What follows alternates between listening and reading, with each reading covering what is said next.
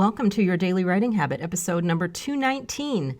If you are writing a book or thinking about it, or perhaps you've started writing your book and are having some trouble finishing it, or maybe you're at the stage where you need help reaching more readers to read your book, you're in the right place. I'm your host, Christine Whitmarsh. You ever have one of those brain moments? If you're looking for me online, Christine Inc., I-N-K, like the stuff you write with. Each day I'm sharing with you the writing habits I've learned over my 18 years as a ghostwriter, book coach, and author.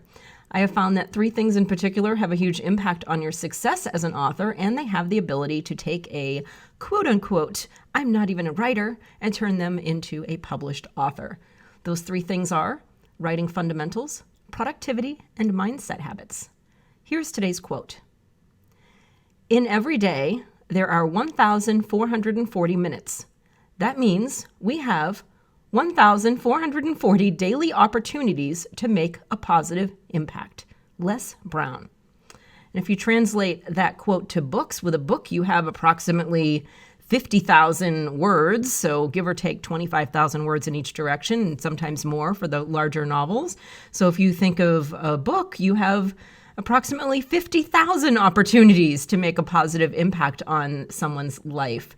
So that's one of the reasons I love books so much. I love to be a writer. So in the film, I don't know if you guys are like me, where I love watching any kind of movies that have anything to do with my job. So anything to do with books or authors or writing, libraries, bookstores always piques my interest. And there's a movie I was watching the other night called We Love You, Sally Carmichael. It's about a reclusive author named Simon Hayes, and he found fame not through the one book he wrote under his own name, but actually through a series of phenomenally successful Mermen romance novels that he wrote under the pen name of Sally Carmichael. So the only book that poor Simon wrote under his own name was a total, as he called it, a bargain bin flop. He was telling this bookstore owner, this lady he was interested in, but she looked at him and asked a great question. She said, "But are you proud of it?" And he admitted that he was. He was proud of the book, that it didn't do well sales-wise, but he was proud of the accomplishment. But that pride in his mind quickly got lost in the failure, quote-unquote, of its low sales numbers. Now, at the same time, even with its record-breaking sales numbers at the other end of the spectrum, Simon was actually embarrassed by his Merman books. He was embarrassed by how shallow they were and it's a Merman book, Merman romance book. You can do the math there. So he was pretty embarrassed about that, and he was embarrassed about this kind of persona he'd created of Sally Carmichael. So it just obviously had spiraled out of control and became this like worldwide phenomenon, and he just, in this movie, he just didn't want any part of it. Again, we're talking about the film We Love You, Sally Carmichael. So the bookstore owner then confessed how powerfully Simon's book, so his book that he wrote under his name, personally impacted her. So this brought up a question for me, kind of like the cliche thing. If you made a deal with the devil and could only pick one thing, which would you choose? Record-breaking book sales for a book, let's just kind of add to this and say a book that maybe you're not so proud of, or a book with an immeasurable personal impact, but on a much lesser scale.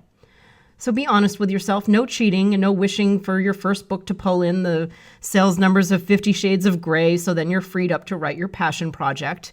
And by passion project, you know what I mean, the book you've always wanted to write that has the same transformative effect on other people as a personal favorite book had on you. So think about a book that you read that was kind of maybe like an under-the-radar book, nothing that was on the New York Times bestseller list or anything like that, but one that you just came across or it was recommended to you. Somehow this book just landed in your life and it absolutely changed your life. Again, it didn't make any bestseller lists. Maybe a lot of people didn't know about it, but this book changed your life. So I'm asking, 50 Shades of Grey or a book like that could, absolutely have the power to change someone's life. If we have to choose, of course. Of course, we'd like to have both. So let me rephrase the question. What do you think you have more control over? Sales or reader impact? You have total control over neither, of course. But of the two, you have a much better shot at affecting your reader's experience than you do over controlling the multitude of moving parts, and let's face it, luck, that determines which books hit and which do not, sales-wise. What you can focus on is forging an honest, strong connection with your readers. You can do this by writing something you're proud of. And if it includes mermen, that's totally cool. That's your personal preference. You can make the choice to write something that excites you versus something that you quote unquote think will sell. You can write something that reveals a piece of yourself, shares a personal insight or lesson, and speaks on behalf of your heart and soul. Maybe it will speak to millions of people, or maybe it will speak to the one person who needs to hear it more than all the millions put together. How would that deal go? Would you choose the millions and deny that one person their life-changing experience, or the other way around? Now, thankfully, as authors, we don't have to make such gut-wrenching decisions. It's very awesome that we don't, because what a horrible decision that would be to make. All we have to do, our only job, is to write from the heart and be proud of who we are and the stories we write. Because each of us has the opportunity to write a book about which someone says, "This book changed my life." Thank you for joining me here on Your Daily Writing Habit, where I'm helping you write and finish writing an awesome book, hopefully one that can change lots of lives.